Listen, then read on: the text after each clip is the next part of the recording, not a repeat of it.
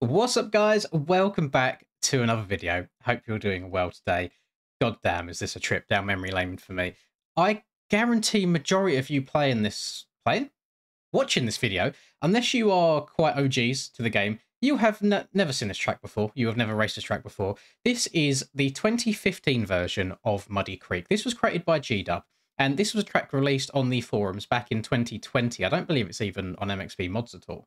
And this track holds a little bit of a special place in my heart, but it's more for nostalgic reasons than anything else, because back in the 2020, kind of 2021 era, when it was called PDMX before Aerial Outdoors, it was it Pro Concept Designs? Something Designs? Precision? Blah, blah, blah. Anyway, this is when it was all done through spreadsheets and like Google Form sign-up sheets rather than all through MyMXB and everything. This was a much simpler time, I would say. And some of my fondest memories, like the track that we are about to play today, very, very fun, very flowy, but could also be very rage-inducing because the road on this track did get quite deep at times. Now, I'm going to just put a little warning out here. So we have the big step up here at Muddy Creek. I remember back in the day, so this was like beta, I want to say beta 16, might have been very end of beta 15.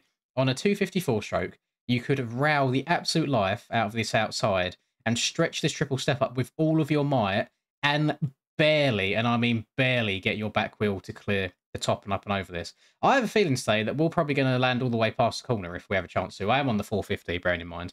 And then also, the make or break line every single lap was you would scrub this as hard as you can and then absolutely gun it up and over this, and you would downside the triple here perfectly and then use this takeoff to land on top of the table. And that was like the fast line back then. I have a feeling that we're going to quad the whole thing today, which wasn't doable even on a 450 back when we was racing this track. So I think there could be some new fun lines to unlock, and it's it kind of shows its age a little bit in terms of texturing and stuff. I feel like even G-Dub will admit that, like his latest creations as well are like a complete level above what we had back then.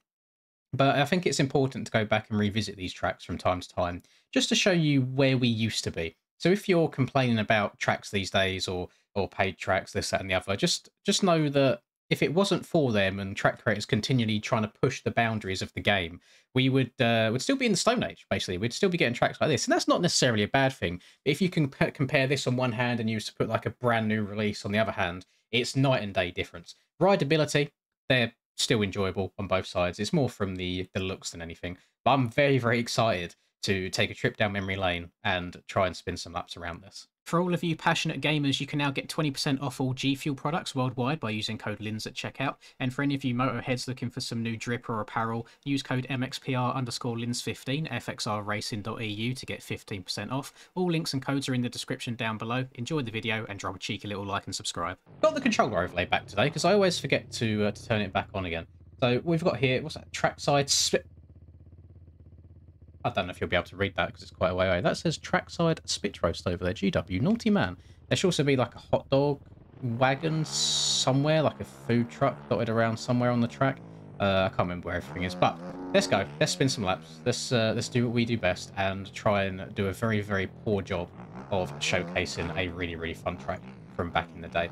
Oh god, it's weird coming back. It really, really is. Especially thinking how much the game has changed since then, how much like faster and more stable the bikes have become.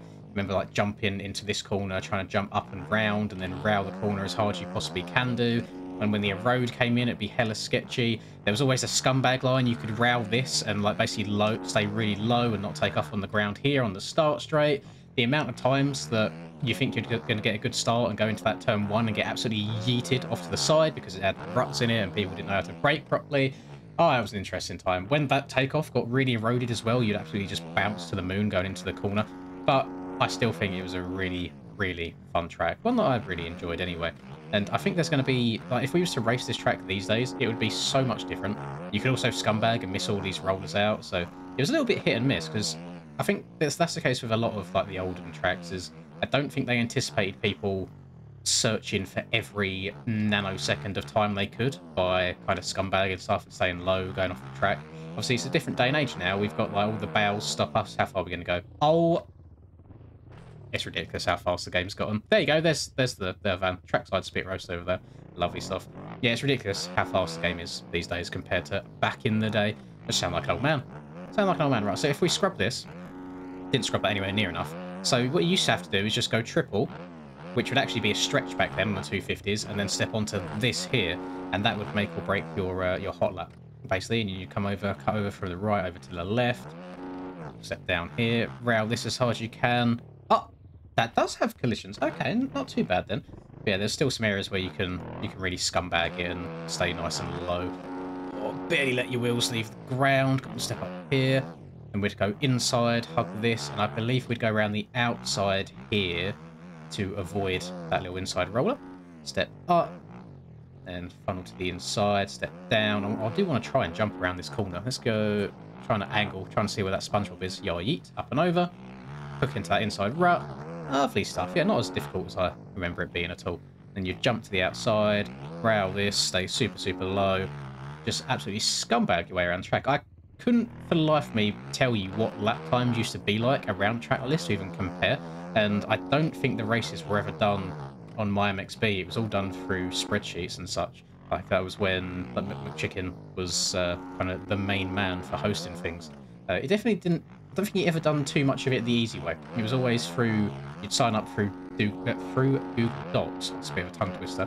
And then he'd do like lists and everything, and he'd have like a spreadsheet show which servers everyone was in, and the password. He would like just release the password for the servers in a Discord channel when the time was right. And whitelists weren't a thing back then either. So I mean, in terms of who was in the lobby, you'd be whitelisted, sorry, but you wouldn't get like gate picked depending on how you qualified. It was whoever joined the lobby first had the first gate selection.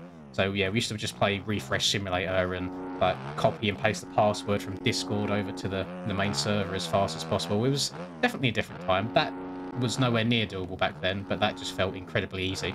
So yeah, I do. Maybe it is because I played the game back when it was less popular and the game was just slower overall. Maybe that is why I prefer the more slow techie stuff rather than how wide open everything is these days. I don't know. It's definitely a different. Oh, I'm not going to make that. Definitely a different generation. I do feel like the newcomers to the game are all about the speed, and old people tend to pick their way around a little bit more. Try and scrub this to the inside a bit better again. Lawn survives down the track. Lovely. Although I will say, in terms of cuts and stuff, I believe that so there's a lot of places where you can scumbag and lowline, etc. But then also, I think the cuts back in the day used to be quite strict as well, where people wouldn't go and change the automatic cut time from 5 seconds to 1. So these days, if you miss a bit of the track, it will almost always be 1 second, and that's it. Because all the track creators go and decrease the penalty time. Back then, they would be absolutely brutal. You'd get 5 seconds for going off the track just a tiny bit. So you do really have to try and mess around with where you can and can't cheat. Like people would come all the way over here and then just like ride the side of the track here to go as fast as possible. And yeah, very interesting times, let's say. I do miss it. I'd love there maybe at some point to be a retro series where we kind of put all of these old tracks that we used to race on a wheel and we spin it maybe 30 minutes before the race so people can't sit there grinding for hours and hours and hours. Because that's probably one of the only things I do prefer about racing these days is the fact that you can't sit there and grind for hours on end, at least from the EU side of things. I mean, NA, you will get like 5 hours to sit there and grind. I mean, I know not everyone does because people will be working or doing other things, but most of the contenders can sit there from the second the track releases for the next 5 hours all the way through to NA qualifying. And it gets to a point where the track is so dialed in that everyone ends up taking the same line. It just makes the racing's got to be, I wouldn't say, I don't know if worse is the right word. It's got to be less enjoyable, I think, racing NA when everyone's got everything down to a T rather than in EU we have 30 minutes and it's like, okay, I think this line is faster, but we get into the race, someone could take a completely different line and pass me because their idea of what's faster might actually be quicker. So that's how I like doing the racing on the game these days, is having a very limited amount of time to learn the track, going into the race, and then it's whoever the biggest racist is wins the race. That was a joke, by the way. The biggest racer, the best raceristist. Don't cancel me, please. Yeah, just whoever's the best at overall racecraft, I suppose, gets through. And probably most of you didn't see or hear it at all, but in one of my recent streams, it was at Agueda, the Portugal GP. There was it's not a fun race, it's a separate series called the Odin Championship. But they ran it in the wet because the real life GP was in the wet and they thought it'd be good for realism sense. And yeah, I couldn't believe the amount of people that were upset that they wanted to run it in the rain. I just feel like we do so many dry races. I'm all for adding a little bit of differentiation in there, and I'd be well up for different soil types being used, whether it's normal soil to make things a bit slipperier, or again just having rain. And that's one thing I'm really, really happy about with the fact that we're going to be doing races the week after the real life one, because I'm pretty sure if one round does end up being a mudder, we will get a muddering game. Unless, of course, all the people that are upset in Supercross come back and decide to DDoS the servers again. That's something for that's a completely different conversation for another time. But I could never imagine being that upset about racing in the wet on a video game that you have to go and ruin servers for everybody else for the next 2 weeks. That's just my personal opinion. Maybe not so much from an AMS perspective, but I do think from a pro perspective, if you're competing in like the top series in any sort of game, you should be able to do well in all conditions with all sorts of roughness at any given time, you know?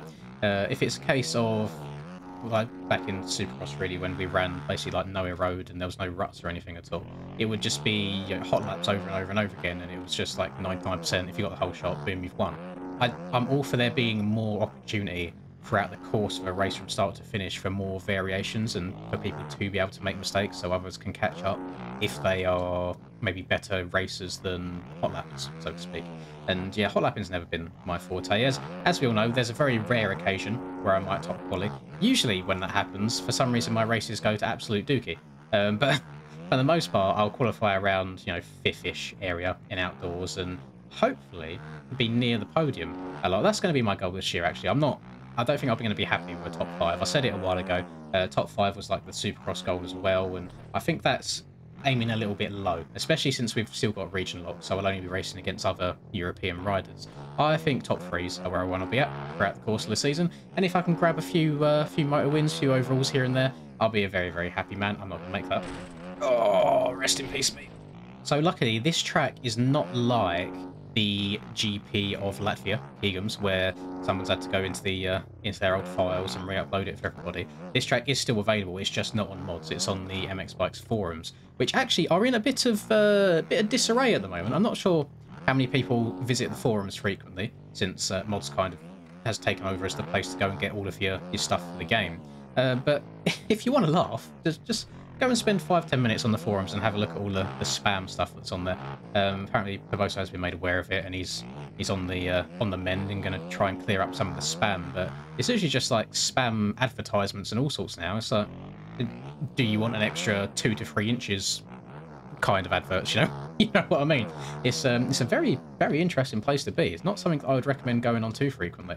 I just don't trust anything on there. But yeah, to find the track again, I searched on mods and I typed in Muddy and it didn't come up. So I thought, right, let me just go on Google, type in MX Bikes Muddy Creek, and it was literally the first result that came up, and it was a forum link. So I will link that down below for you if you want to go and give it a go yourself. So this used to be like a hardish track back in the day to go get really good laps on. I think majority of that reason is because of how capable bikes were back then. Obviously, everything was a lot more front tucky than it is now. You can kind of tank a lot of the bumps more these days than you used to be able to. But I think it's just because the skill level back then wasn't as high as it is these days either. But if you are beginner to intermediate sort of level rider and you want another decent free track just to learn the game on, then by all means, I feel like this is a very decent step from your standard stock tracks to then getting something that's a little bit more on the difficult side of things. So knock yourselves out, let me know what you think of it as well. And yeah, if this is a track that you have never ever played before, hopefully you enjoy it. Or if you're one of the older members of the community like myself, not in terms of age but in terms of how long you've been playing the game, do you remember the races, the PDMX races back in the day? I really do miss them. I would love for there to be some sort of a retro throwback series on these old sorts of tracks where all the old boys come out of retirement. That would be a very, very fun time. But yeah, that'll wrap it up for me. I hope you have enjoyed, and glad to kind of shine some love back on this. I think maybe like forgotten gem. It really was one of the best tracks back in the day, and it just shows how far the game's come overall, because we get new releases these days that are probably held in a higher regard than a track like this would be anymore. So yeah, it's just crazy difference in how far the game has come just in a couple of years. So I hope you have enjoyed. If you did, please do drop a cheeky little like and subscribe to the channel if you're new. It'd be very much appreciated. And have a lovely rest of the day, whatever you guys are doing. And I'll catch you all in the next video. Peace. I'm sacrificing my life, I'm sacrificing my mind, I'm sacrificing my sanity, but most importantly, I'm sacrificing my time. Boy, I feel fine, I feel like I am a king. Honestly, I can't complain. Even with faith that's the size of a grain of some salt, I will still move a mountain and do what I want.